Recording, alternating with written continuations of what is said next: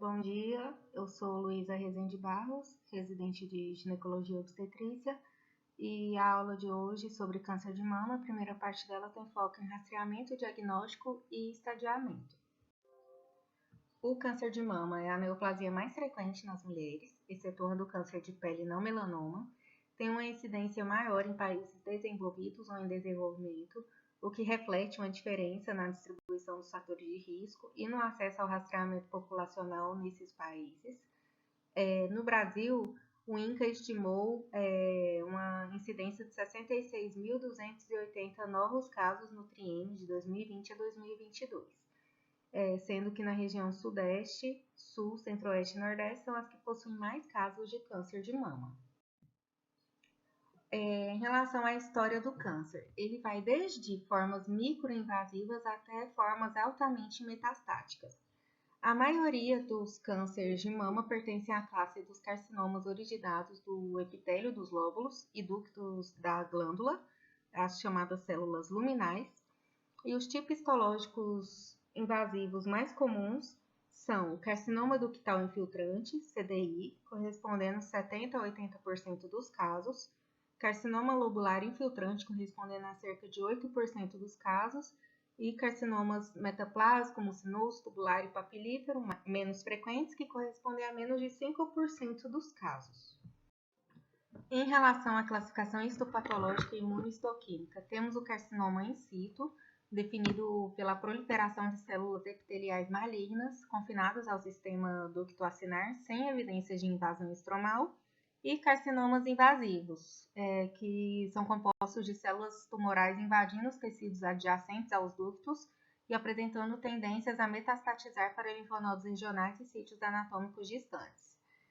Entre esses, temos os carcinomas invasivos de tipo não especial, os carcinomas invasivos de tipos especiais, como o carcinoma lobular invasivo, tubular cribiforme mucinoso, com achados medulares, com diferenciação apócrina, com diferenciação em células sem anel de Sinnett, carcinoma micropapilífero invasivo ou metaplásico sem tipo especial, carcinoma inflamatório e carcinoma de mama bilateral e não sincrônico. E os tipos raros, carcinoma com achados neuroendócrinos, carcinoma secretor, papilífero invasivo, de células acinares, mucoepidermoide, polimorfo, oncocítico, carcinoma rico em lipídios, carcinoma de células claras rico em glicogênio, carcinoma sebáceo, tumores do tipo glândula salivar ou anexo cutâneo. Em relação aos subtipos moleculares, eles são divididos em luminais, A e B, é o subtipo mais comum dos carcinomas invasores e constituem a maioria dos cânceres de mama com receptores hormonais positivos, sendo que o B tem uma tendência de maior grau nuclear do que A. O subtipo HER2 corresponde a 10 a 15% dos carcinomas invasores. Eles têm uma alta expressão do gene HER2 e baixa expressão de genes receptores hormonais e uma maior probabilidade de apresentar-se com alto grau nuclear e metástase linfonodal. O luminal híbrido menos comum são aqueles com receptores hormonais e HER2 positivos, e os subtipos basais, correspondendo a 15% do total dos carcinomas invasores, têm uma alta expressão de genes de células basais, e a maioria deles são compostas por triplos negativos, que não têm receptores hormonais nem HER2.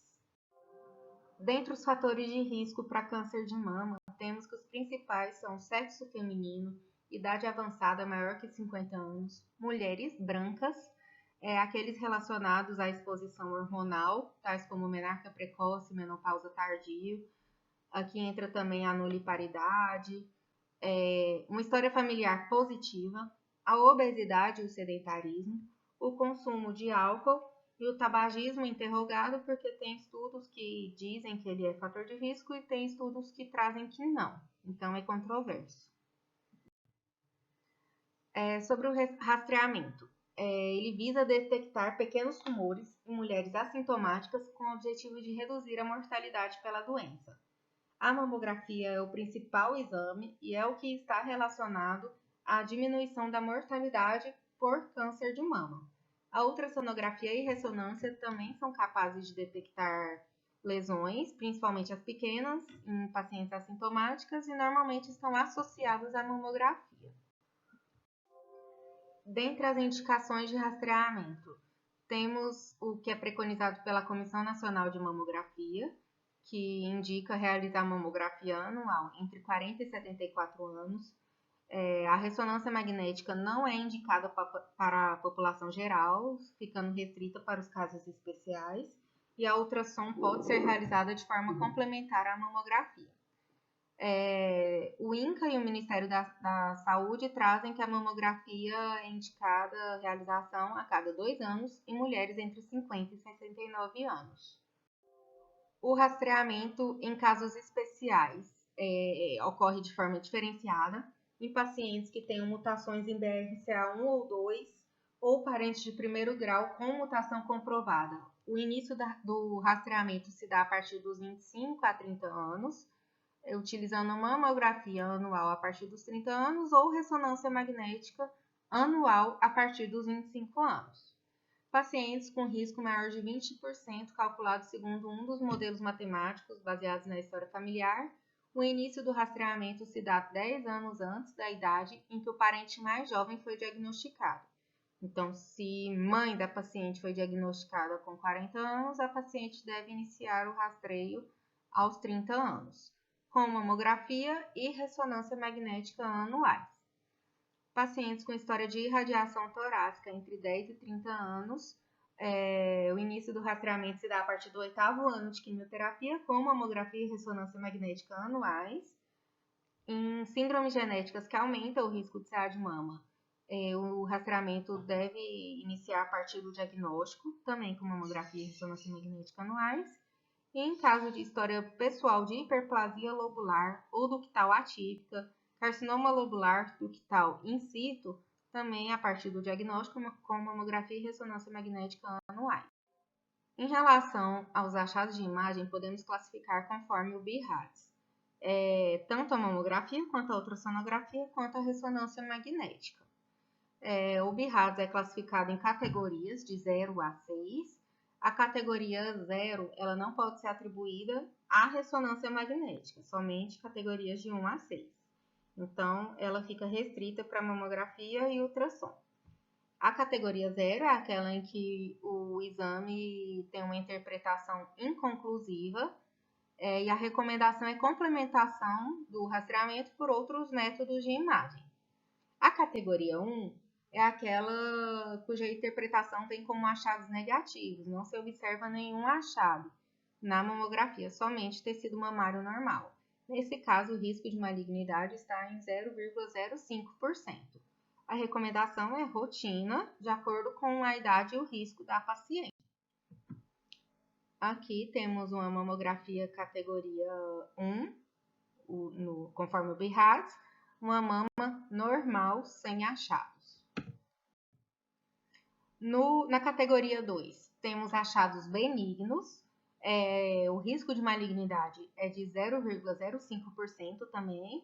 A recomendação também é seguir com exames de rotina de acordo com idade e risco. Aqui, uma categoria 2, um achado completamente benigno, que é a prótese mamária, mas que é um achado anormal, não é o tecido mamário normal. Então, não se enquadra em categoria 1, é um achado benigno. A categoria 3 é aquela que é interpretada como achados provavelmente benignos. O risco de malignidade, nesses casos, vai até 2% e é recomendado um controle precoce, repetir exames mais precocemente. Aqui temos exemplos de categoria 3, um agrupamento de calcificações redondas e um nódulo não palpável, não calcificado, redondo ou oval, levemente lobulado, sem outros achados sugestivos de malignidade. A categoria 4 é interpretada como achado suspeito de malignidade. O risco, nesse caso, vai de 2 a 95% de malignidade e sempre está recomendada a biópsia. Aqui um exemplo de categoria 4, calcificações suspeitas, heterogêneas, pleomórficas finas, Aqui, outros achados, uma distorção da arquitetura que não é relacionada à cirurgia, tem uma assimetria em desenvolvimento. Esse caso configura como categoria 4, é necessário realizar uma biópsia.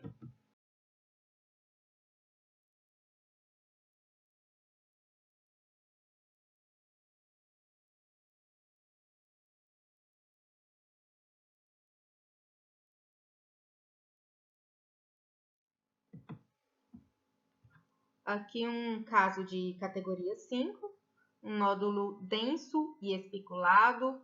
Aqui à direita um nódulo irregular associado a calcificações pleomórficas, sempre vai para biópsia. Por último, a categoria 6 é aquele cuja interpretação já é de um exame com malignidade comprovada por biópsia prévia. Em relação ao diagnóstico, deve ser suspeitado de câncer quando há alteração do exame físico ou dos exames de imagem da paciente. Exemplos de exame físico alterado que sugerem câncer são nódulos mamários, normalmente único, isolado, endurecido, aderido a tecido adjacente, ou assimetria ou retração da pele, ou a pele avermelhada, ou presença de nódulo suspeito em axila. Na presença de alteração do exame físico, é necessário realizar biópsia da paciente.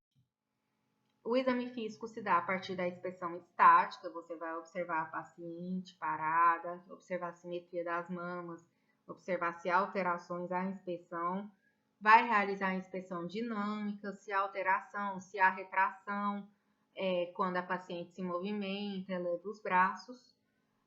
Na palpação das axilas e regiões supraclaviculares, a gente vai procurar linfonodos acometidos, que sugerem uma doença já metastática.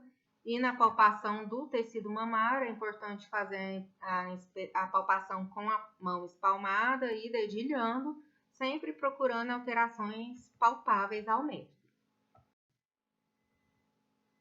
Aqui umas imagens com exemplos de alterações à inspeção. A gente pode ver uma pele com um aspecto inflamatório, avermelhada, aumentada de tamanho. Do outro lado, uma retração, dá até para observar um nódulo ali, mas isso vai ser melhor observado à palpação. E aqui a famosa pele de laranja podorange, que fica com esse aspecto, com esses furinhos, sugerindo infiltrado ali. Sobre o estadiamento, o sistema utilizado é o TNM, da American Joint Committee on Cancer.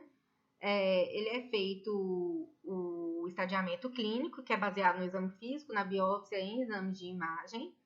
É feito o estadiamento patológico após a análise da peça cirúrgica e a patológica pós-terapia neoadjuvante. O T do estadio TNM indica o tamanho do tumor primário e se disseminou ou não para outras áreas.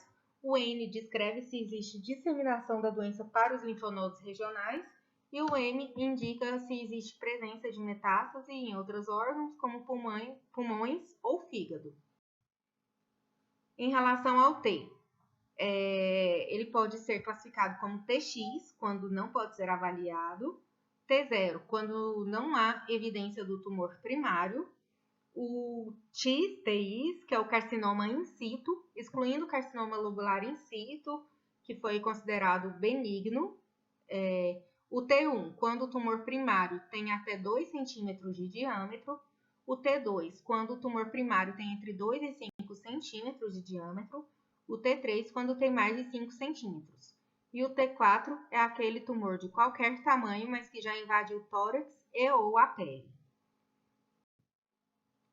Em relação ao N, ele pode ser classificado em NX, quando não dá para avaliar, N0, quando os linfonodos proximais estão livres, N1, quando 1 a 3 linfonodos axilares ou mamários internos estão acometidos, N2, quando 4 a 9 linfonodos axilares ou mamários internos estão acometidos, e N3, quando 10 ou mais linfonodos axilares estão acometidos ou já houve acometimento dos linfonodos claviculares. E em relação ao M, que avalia metástase à distância, tem o MX, que não pode ser avaliado, o M0, ausência de metástase à distância, e M1, metástase à distância. E assim fica o agrupamento TNM em estágios.